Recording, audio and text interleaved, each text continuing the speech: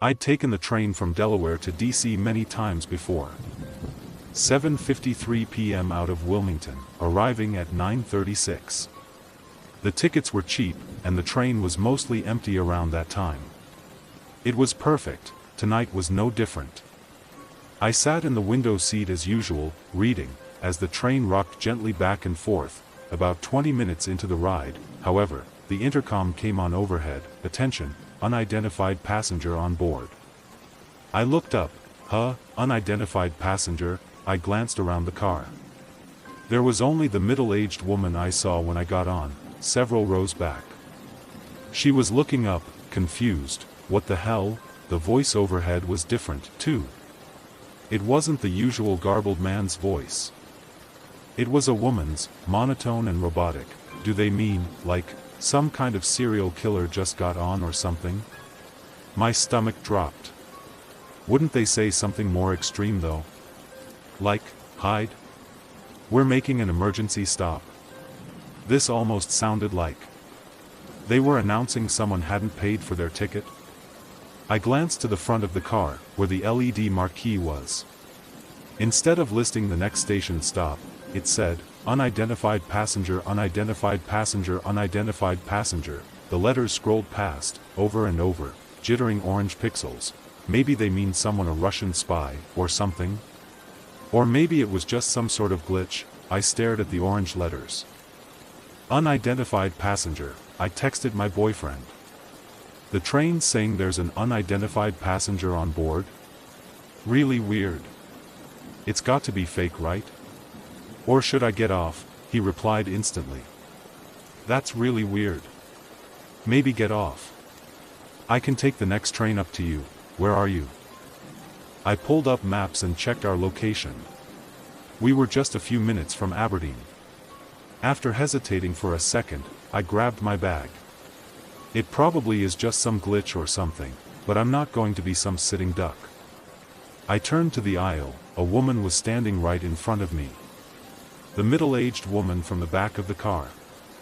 I jumped, banging my head on the overhead luggage rack. "Sorry, I didn't mean to scare you, but, do you know what's going on?" she asked. I shook my head. This has got to be a joke or something, right? What do they mean, unidentified passenger? I don't know. I'm getting off just in case. I slipped past her into the aisle and started for the vestibule between the cars. "Good idea," she said. She hurried back to her seat and started grabbing her things. I pressed the button for the door and stepped into the vestibule. The metal floor shook underneath me. The landscape outside the train was pure black, except for a single small light twinkling in the distance. The door behind me opened and the woman stepped in, clutching her bag close to her chest like a shield. "I'm supposed to be at my daughter's wedding tomorrow morning," she muttered, messing with her ashy blonde hair. "We just got back on good terms. If I'm even a minute late." I glanced at the window into the next car. It was empty, except for a single man near the front. I could just see the top of his head poking over the seat. He wasn't packing his stuff, or even moving. Maybe we're overreacting, I thought for a second. No. This is how people get hurt. Not changing their plans when the alarm bells start going. As soon as something is off, you get out, period. My mom had taught me that a long time ago. The train wobbled and shook. Lights grew in the distance, twinkling through the darkness. We were approaching. I stepped closer to the door, staring out the little square window. The lights grew larger, the concrete platform rolled into sight. The squat brick building, the dark windows, silver sign, Aberdeen Station. We blew right past it. I stared out the window. We just passed the station. No, what? Really? I nodded. Before I could say anything else, the intercom clicked to life. "Attention, passengers. Please remain in your original train car for the duration of the ride. Thank you." The woman's voice again. Monotonous, slow, what the hell? The woman whispered. I glanced through the window into the next car. The man was still sitting there, completely still. No, wait, not still. As the train took a curve, his head bobbed and lolled on his shoulders. Limply. As if he were, I ran back to the door of our train car. Slammed the button. The door shuddered open and we slipped inside. That guy. There was something seriously. I could barely choke out the words, I know. Do you think he was? She couldn't bring herself to say it. It kind of looked like that. I glanced back at the door into the vestibule. It was still empty, but the marquee above the door now read, "Stay in your CR, stay in your CR, stay in your CR. What do we do?" I pulled out my phone and dialed 911. The woman and I began talking at once, on a train. "Someone's dead, it won't stop, just past Aberdeen," the operator said she'd get someone out to us. But deep down, I knew, what could they possibly do? If whoever was driving the train wouldn't stop, how could the police intervene? Set up a blockade? Possibly kill us in the crash? I stared out the window. Golden lights flew by, clusters of suburbs, disappearing back into the darkness. I swallowed. You can't survive jumping out of a moving train, can you? I don't think so, at this speed, she replied. Silence pressed in on us. We should hide in the bathroom, she said. It has a lock. It'll keep us safe. It says stay in the car, I said, pointing to the marquee. And you trust whoever it is, putting that up? The bathroom doors are flimsy anyway, I said. If someone wants to get us, they will.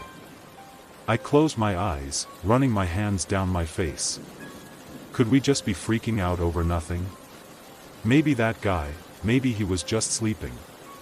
Maybe they passed the stop for some other reason. Maybe it really is just some glitch. The lights overhead flickered, and then went out. What the fuck? I whimpered. The train car was only lit by the orange glow of the marquee at the front of the car. It was still flashing the same message, stay in your seat, stay in your seat, stay in your seats. This is insane, the woman whispered. I texted my boyfriend. The lights just went out, we called 911. I don't know how they're going to get us off the train. I hit send and closed my eyes. Wait. The lights being out, maybe that helps us, the woman said. We can hide better. What are the chances he'll find us in the entire train? She crouched down. I don't think we can fit under the seats, there are benches at the back. I bet we can fit there. I slowly felt my way through the darkness of the car, pressing my hands into the cloth seatbacks on either side. We reached the last aisle, where the seat configuration had been altered to have benches facing each other, with a space in the middle. I squeezed down into the space between the seats, then shuffled under the first bench. The woman did the same, squeezing under the second. I felt too hot. The rug scratched my arms. The metal of the seat pressed against my head. I twisted my legs and pushed myself back, so that my head wasn't poking out into the aisle. We were decently well hidden, but, if the guy, or whoever it was, found us, there was no way we could escape.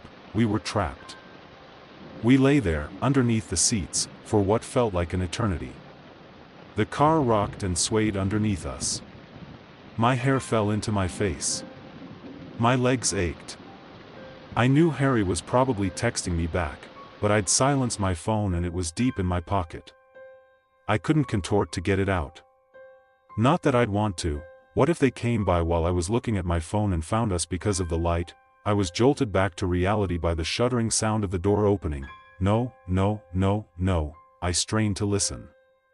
Soft, thumping footsteps sounded on the far end of the car. Slow and methodical. Quiet. Like they were stalking their prey. The footsteps grew louder. I held my breath. Thump. A black, leather men's shoe stepped into view. No, it glistened in the orange light. Almost as if it were wet, my lungs burned. Please don't look. Please. Please, go. Keep walking, go. Go. Go, They hesitated, shoes frozen on the carpet, inches from my face, then they finally took another step. And another. The door behind us shuddered open, and then closed. I let out my breath out in short, silent little bursts. Then sucked in another breath as slowly as possible. They passed us. We're okay. We're fine. I turned my head to look at the woman. Tears were rolling down her face as she stared back at me. It's okay. He didn't see us, I whispered, her mouth hung open. Her lips trembled. It's okay, I whispered again, but she didn't even blink. That's when I realized she wasn't staring at me, she was staring past me. I turned around, my blood ran cold, there was something at the door. Pressing its face against the window. Fogging up the glass. No, the person that just passed us. Wasn't it? That was just another passenger. Trying to stay quiet, trying to hide. Maybe even the guy we thought was dead. It was that thing in the window. Eyes pitch black. Skin ghastly white. Barely lit in the flickering orange of the marquee. Which now read "Don't run, don't run, don't run." That was the unidentified passenger. The woman crawled out from under her seat. No. I whispered, but she was already slamming her hand on the door open button. It slowly shuddered open, and she began to slip through it. The door opened on the other end. Rapid footsteps, out of sync, frantic, running. I saw a flash of bare feet, and bare hands, thumping against the carpet. In seconds it had run past me, into the next car. Before the door even had a chance to close, I heard a muffled scream, and then, silence. No. I bit my lip, trying to stop from crying. I knew she was dead. There was no way she could have gotten away. I closed my eyes tight, trying to push it all down. Stay quiet. It went past. You just have to make it until SCCCCHHHLLLP. The door opened, white, bare hands on the carpet, slick with something dark. Followed by bare feet. Oh God, she's on all fours. She jerkily moved forward in a spider crawl, until she was at my seat. She knows I'm here. No. I held my breath as its pale ankles buckled underneath the hem of its white skirt.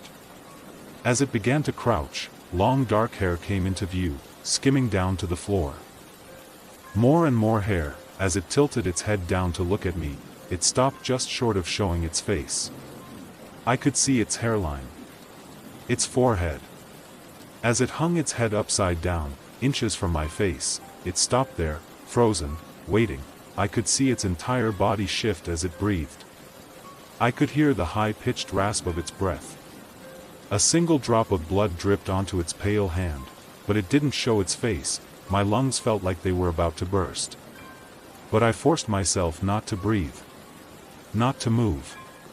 I stared at the hair and the blood on its hands and the dirty white dress skimming its ankles. With a creaking sound, it got up, the door slid open, and it disappeared. I took in desperate gasps of air. My lungs burned. Hot tears rolled down my face. I couldn't feel my legs or my feet. You can't leave. Don't run, don't run, don't run. That's what the Marquis had said. I would stay here forever, in the darkness, even if every nerve of my body felt like it was on fire. I don't know how long I was there, crouched under the seat. Trying to breathe as quietly as possible. Pins and needles crawling up my legs. My head pounding. My arms numb, but then the train slowed, the lights flickered back on, and the intercom crackled to life. A man's voice, as usual, now approaching Union Station. I didn't crawl out from under the seat until the train jerked to a stop. My entire body stiff.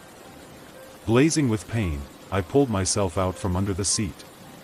Hobbled off the train and onto the platform. I felt like I couldn't even walk, the bright lights dazed me. Footsteps clicked, voices murmured, suitcases rolled across the concrete. A speaker somewhere overhead announced a leaving train. When I turned back, though, I realized no one else had exited my particular train, just me, and I didn't notice the hair until I made it into the station. A long, black hair entwined around my wrist, and my skin underneath it, blistered and red, everywhere the hair had touched.